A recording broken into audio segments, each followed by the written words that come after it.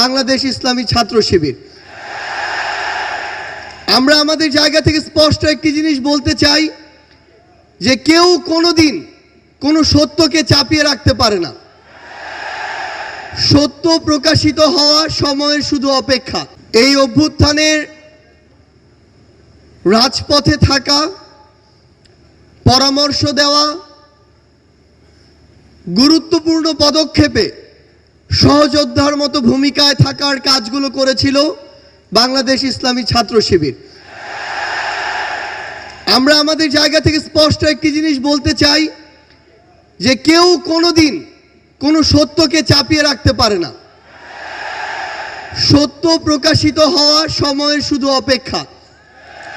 এই ফ্যাসিস্ট বিরোধী যে এক বিপ্লব, এই বিপ্লবে আমার সামনে উপস্থিত থাকা আমার সহযোদ্ধাদের বিপ্লবী সালাম। বিগত 16 বছরে খুনি শেখ হাসিনা যাকেই তার পটেনশিয়াল থ্রেট মনে করেছিল, তাকেই যেভাবে পেরেছে নানা উপাধি দিয়ে, নানা তকমা দিয়ে ব্লেম গেম খেলা যেটি ছিল সেই খেলায় মেতে উঠেছিল।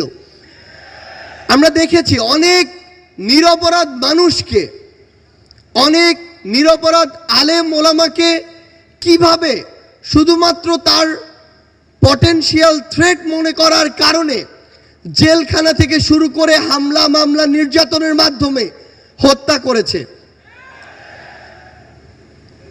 আমরা আমাদের জায়গা থেকে মনে করি যে বাংলাদেশ ইসলামী ছাত্র শিবির সহ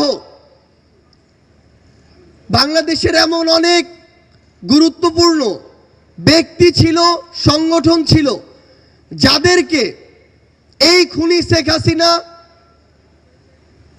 বাংলাদেশে, এই স্বাধীন দেশে বেঁচে থাকাটা তাদের জন্য দুঃসাধ্য করে রেখেছিল। আমরা আমাদের জায়গা থেকে শুধু আপনাদেরকে একটি কথাই বলতে চাই, খুনি শেখ হাসিনা যেভাবে আপনাদেরকে সহ অনেককেই রিপ্রেজেন্ট করার চেষ্টা করেছিল, বাংলাদেশের বর্তমান প্রজন্ম সেটিকে কিন্তু বিশ্বাস করে না। বর্তমান